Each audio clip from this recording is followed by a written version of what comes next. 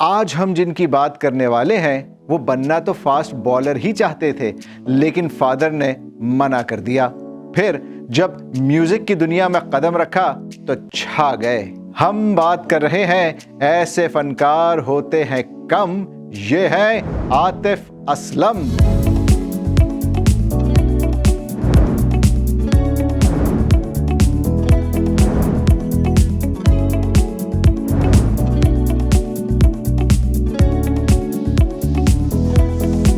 बचपन में शरारती, लाडले और जिद्दी इस लड़के के सबसे बड़े भाई ने टेप रिकॉर्डर लिया और उस पे ऊंची आवाज में म्यूजिक सुनते तो आतिफ असलम सोचते कि ये क्या है, क्यों सुनते हैं और इन्हें म्यूजिक सुन के मिलता क्या है। सिर्फ यही लगता था कि शायद म्यूजिक सुनना कोई कूल चीज है।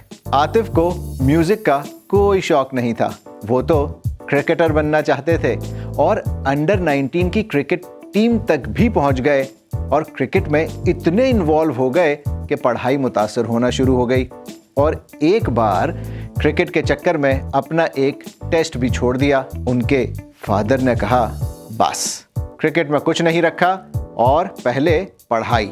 आतिफ बताते हैं कि वो अपने एक खाली घर में गुनगुनाने की कोशिश करते थे, फिर जब वहां खुल के गाया तो पहले तो अपने खाली घर में खुद की आवाज की गूंज सुनकर डर गए कि ये क्या है, लेकिन फिर म्यूजिक सुनने का शौक हुआ। पठान खान को सुना तो म्यूजिक में इंटरेस्ट बढ़ता गया। उस्ताद नुसरत फ़तेह अली खान साहब और आबिदा परवीन जैसे उस्तादों को सुनते रहे और ये एहसास होने लगा कि वो खुद म्यूजिक में गिफ्टेड हैं।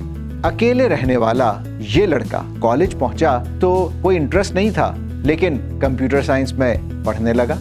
म्यूजिक गाता बजाता और लोगों के अप्रिशिएट करने और दोस्तों के मोटिवेट करने पर म्यूजिक में सीरियस होता गया और कॉम्पिटिशन्स जीतने लगा। आतिफ ने कॉलेज के म्यूजिक कंपटीशन में जो पहला गाना गाया था वो था स्ट्रिंग्स का सर किए ये पहाड़, और वो कंपटीशन उन्होंने जीता।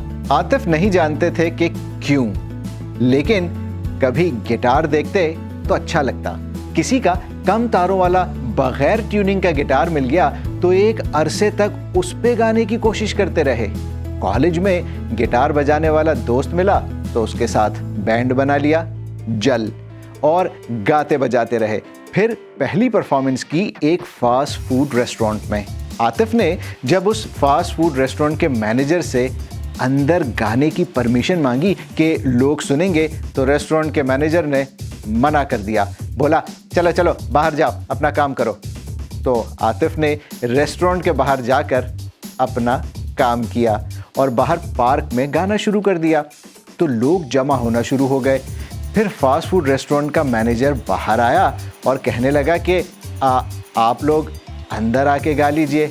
आतिफ बोले, मैं पहले यही कह रहा था। और यूं उनकी पहली परफॉर्मेंस के लिए आतिफ और उनके बैंड को मिले 500 रुपए। बैंड तो करियर के शुरू में ही टूट गया, लेकिन कंट्रोवर्सीज और क्रिटिसिज्म के बावजूद आतिफ लगे रहे। यही सोचते रहे कि फोकस के साथ काम करते रहो और एक दिन उनका काम उनके काम के रिजल्ट्स बोलेंगे। आतिफ का पहला गाना ही सुपर हिट हो गया, आदत। अब तो आदत सी है मुझको ऐसे जीने में। लोग आतिफ की आवाज के आदी होते गए। एक तरफ तो लोग कहने लगे कि उनकी आवाज में कुछ खास बात है जो उन्हें दूसरों से मुनफरिद करती है। इंसान उनकी आवाज से बेजार नहीं होता, बोर नहीं होता। उनकी आवाज में एक दर्द है, एक हुक है जो सीधी दिल पे जाकर असर करती है। तो दूसरी तरफ लोग कहते रहे कि ये तो सीखे हुए नहीं है, नाक से गाते हैं, चीखते रहते हैं, सुर में नहीं है। लेकिन आतिफ को जब जहां जिस उस्ताद से सीखने का मौका मिला वो सीखते रहे और ये सोचकर काम करते रहे और कामयाबियां समेटते रहे कि इज्जत और कामयाबी तो ऊपर वाला देता है, बस शुक्र अदा किए जाओ और काम किए जाओ। कामयाबियों के सफ़र में उन्होंने बहुत से अवार्ड्स और एजाज़ात भी हासिल किए। पाकिस्तानी फिल्म में एक्टिंग करके भी नाम कमाया और बहुत सारी बॉलीवुड की फिल्मों में सुपर हिट गाने गाकर भी। मैं तुम्हें लेके जाऊंगा इधर अल्लाह मुझे दर्द के काबिल बना दिया। यहाँ तक के उनके गाने हॉलीवुड में भी अपनी जगह बनाने में कामयाब हो गए। पाकिस्तान और इंडिया समेत दुनिया भर में मिलियंस ऑफ फैंस आतिफ की आवाज़ के दीवाने हैं और बहुत से सिंगर्स उनकी कॉपी करने की कोशिश भी करते हैं। लेकिन आतिफ कहते हैं कि वो अपने करियर में सिर्फ एक काम को ऐसा समझते हैं कि हाँ, मैंने कुछ किया है, और वो है ताजदारे हरम। याद रखो अगर, याद रखो अगर। और लोग कहते हैं कि आतिफ ही को ये क्रेडिट जाता है कि उन्होंने नई नस्ल को इस अजीम कव्वाली से री इंट्रोड्यूस करवाया। आतिफ असलम का कहना है कि हर चीज़ में उनकी ऊपर वाले को ढूंढने की कोशिश और सच की तलाश जारी रहती है।